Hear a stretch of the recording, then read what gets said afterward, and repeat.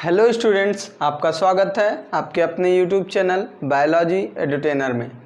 आज हम नए चैप्टर को स्टार्ट करने वाले हैं, diversity among the living organism. Living word जो बायोलॉजिकल क्लासिफिकेशन वाला टॉपिक है उसको आज हम कवर अप करेंगे। ठीक है, तो उसकी शुरुआत आज हम करेंगे। कहाँ से शुरुआत करेंगे? बायोडाइवर्सिटी से। तो बायोडाइवर्सिटी जो है, बायोडाइवर्सिटी को सबसे पहले जो है किसने दिया था? वॉल्टर जे रोसेन ने। वॉल्टर जे रोसेन ने 1986 में सबसे पहले बायोडाइवर्सिटी टर्म को दिया था। अब बायोडाइवर्सिटी टर्म होता क्या है देख लीजिए। बायो मीन्स होता है लिविंग एंड डाइवर्सिटी मीन्स होता है डिफरेंस। क्लियर? सो अब इसको हम कैसे डिफाइन करेंगे? Diversity among living organism means living organism जो होते हैं उनके बीच में क्या क्या डिफरेंसेस हैं, यही हम किस में पढ़ेंगे? बायोडाइवर्सिटी में पढ़ेंगे। लिविंग ऑर्गेनिज्म अलग अलग हैं, फ्लोरा होंगे, फौना होंगे, मतलब कुछ प्लांट्स होंगे, कुछ एनिमल्स होंगे, कुछ माइक्रोब्स होंगे। अलग अलग टाइप के लिविंग ऑर्गेनिज्म इस अर्थ पे मिलते हैं। तो उनके बीच में क्या डिफरेंसेस हैं, यही हम किस में पढ़ते हैं? बायोडाइवर्सिटी में पढ़ते हैं। सबसे पहले वॉल्टर जे रोसेन ने 1986 में बायोडाइवर्सिटी टर्म को दिया था। अब बायोडाइवर्सिटी में अलग अलग लिविंग ऑर्गेनिज्म को हम कैटेगराइज करते हैं या उनको अलग अलग रखते हैं, तो उनका बेस क्या होता है, क्या या ऐसे कहें कि किस बेस पे ये लिविंग ऑर्गेनिज्म एक दूसरे से डिफर करते हैं। समझ में आ गई बात? तो पहला जो क्राइटेरिया है एक्सटर्नल मॉर्फोलॉजी। क्या है? External morphology. अब एक्सटर्नल मॉर्फोलॉजी क्या है? एक्सटर्नल मॉर्फोलॉजी की अगर बात करें तो ऊपर से हम किसी लिविंग ऑर्गेनिज्म को देखते हैं तो कैसा होता है, यही होता है क्या? External morphology.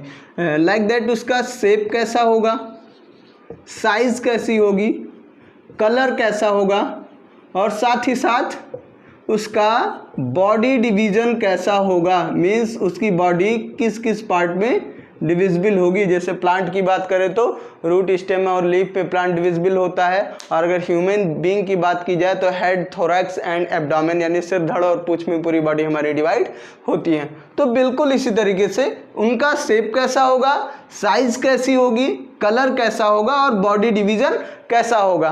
तो ये क्या हो गई? External morphology. इस बेस पर लिविंग ऑर्गेनिज्म एक दूसरे से डिफर करते हैं। सेकंड क्या हो गया? सेकंड हो गया उनका behaviour,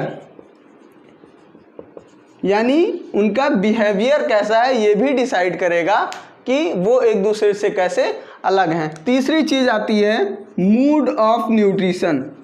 mood off nutrition means ये कैसे होते हैं, क्या खाते हैं। तो अगर न्यूट्रिशन की बात की जाए तो 3 टाइप का न्यूट्रिशन होता है। ऑटोट्रॉपिक, क्या? ऑटोट्रॉपिक, हेटेरोट्रॉपिक, और तीसरा सैप्रोफिटिक। कैसा? सैप्रोफिटिक। क्लियर? तो अब कुछ लिविंग ऑर्गेनिज्म ऐसे होंगे जो ऑटोट्रॉपिक होंगे, मीन्स अपना भोजन वो स्वयं बना लेते हैं, मतलब they are capable to prepare their own food by the process of photosynthesis. और कुछ कीमोसिंथेटिक भी होते हैं, मतलब अपना भोजन जो वो है केमिकल प्रोसेस के थ्रू बनाते हैं तो उनको कीमोसिंथेटिक बोलते हैं। तो कुछ बैक्टीरिया जैसे होते हैं। ठीक, तो ऑटोट्रॉपिक में क्या होगा? वो लिविंग ऑर्गेनिज्म होंगे जो अपना फूड मटेरियल खुद बनाने में कैपेबल होंगे। लाइक दैट प्लांट्स जो होते हैं वो सारे क्या होते हैं? ऑटोट्रॉपिक होते हैं। सेकेंड वन हेटेरोट्रॉपिक, मीन्स ये अपने न्यूट्रिशनल रिक्वायरमेंट के लिए किसी दूसरे लिविंग ऑर्गेनिज्म पर डिपेंडेंट रहते हैं। इसमें हमने एग्जांपल ले लिया प्लांट्स का। हेटेरोट्रॉपिक में क्या होगा? They are dependent on the other organism for their nutritional requirement. अपनी न्यूट्रिशनल रिक्वायरमेंट के लिए ये दूसरे ऑर्गेनिज्म पर डिपेंडेंट रहते हैं। जैसे कि ह्यूमन बीइंग, ह्यूमन बीइंग इसका सबसे बड़ा एग्जाम्पल है। हम लोग अपना भोजन खुद नहीं बना पाते अब आपके दिमाग में बात आ रही होगी कि हम तो बना लेते हैं, ऐसा नहीं होता है। हम लोग डिपेंडेंट किस पर रहते हैं, प्लांट्स एंड एनिमल्स पर डिपेंडेंट रहते हैं। रॉ मटेरियल जो होता है हमारे फूड का वो हमें किससे मिलता है, प्लांट्स या एनिमल्स से मिलता है। ठीक, तो हम लोग भी क्या है, हेटेरोट्रॉफिक है। And third one is saprophytic. Saprophytic means क्या हुआ, अपनी न्यूट्रिशनल रिक्वायरमेंट के लिए जो लिविंग ऑर्गेनिज्म डेड और डिके मतलब सड़े गले पदार्थों पर डिपेंड करते हैं अपने फूड मटेरियल के लिए, अपनी न्यूट्रिशनल रिक्वायरमेंट के लिए, तो वो क्या होंगे, सैप्रोफिटिक होंगे। अब सैप्रोफिटिक में क्या होंगे, सैप्रोफिटिक में कुछ ऐसे लिविंग ऑर्गेनिज्म जो कि जैसे कि डिकम्पोजिशन का काम करते हैं। अगर फूड चेन की बात की जाए या ऐसे कहें हमारे इकोसिस्टम में, वो जो इस इकोसिस्टम में चीज़ों को मर जाने के बाद या ख़त्म हो जाने के बाद उसको डिकम्पोज करने का काम करते हैं, सफाई कर्मी या स्कैवेंजर होते हैं, तो वो सारे सैप्रोफिटिक होते हैं।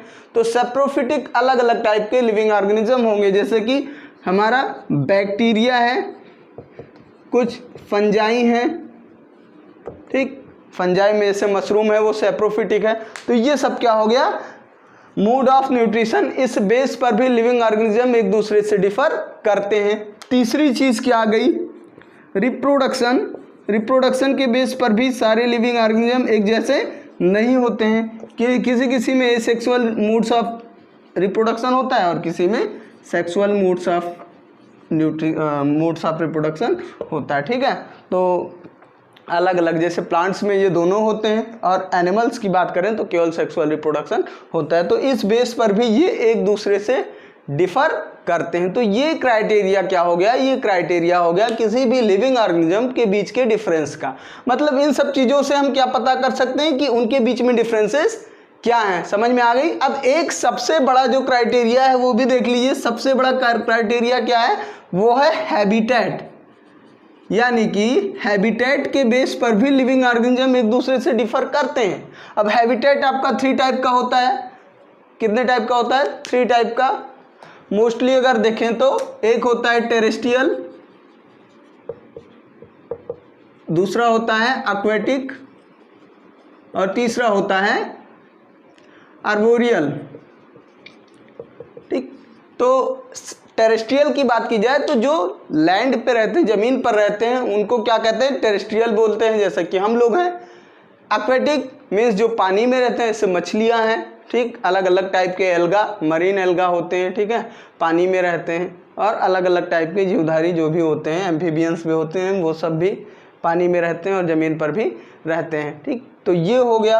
कुछ रेप्टाइल्स भी होंगे, ये सब एक्वेटिक होते हैं। अगली चीज़ आर्बोरियल, मतलब जो एयर में आपको मिलेंगे, जैसे कि एयर में बैक्टीरियाज मिल जाते हैं, माइक्रोब्स ज़्यादातर एयर में ही मिलते हैं। तो ये क्या हो गया, ये ओवरऑल क्या हो गया, हैबिटेट के बेस पे, एक्सटर्नल मॉर्फोलॉजी के बेस पे, बिहेवियर के बेस पे, न्यूट्रिशन के बेस पे और रिप्रोडक्शन के बेस पे लिविंग ऑर्गेनिज्म के बीच में डिफरेंसेस होते हैं। और इन्हीं के बेस पे हम अलग अलग ऑर्गेनिज्म को कैटेगराइज कर सकते हैं। तो बायोडाइवर्सिटी क्या है, diversity among the living organism या differences among the living organism. Living organism के बीच में क्या क्या डिफरेंसेज होते हैं और वो किस किस बेस पे डिफरेंसेज होते हैं, तो यही पूरे चैप्टर में आपको पढ़ना है। ठीक, तो अब अगला जो टॉपिक आपका आने वाला है, अगला टॉपिक है बायनॉमियल नॉमेनक्लेचर, यानी कि लिविंग ऑर्गेनिज्म जो हैं उनको किस बेस पे उनका साइंटिफिक नेम रखा गया और उसके बाद में क्लासिफिकेशन आएगा। तो अगर ये वीडियो अच्छा लगा तो वीडियो को लाइक कर दीजिए और चैनल को अभी तक सब्सक्राइब नहीं किया तो सब्सक्राइब भी कर लीजिए। Thank you.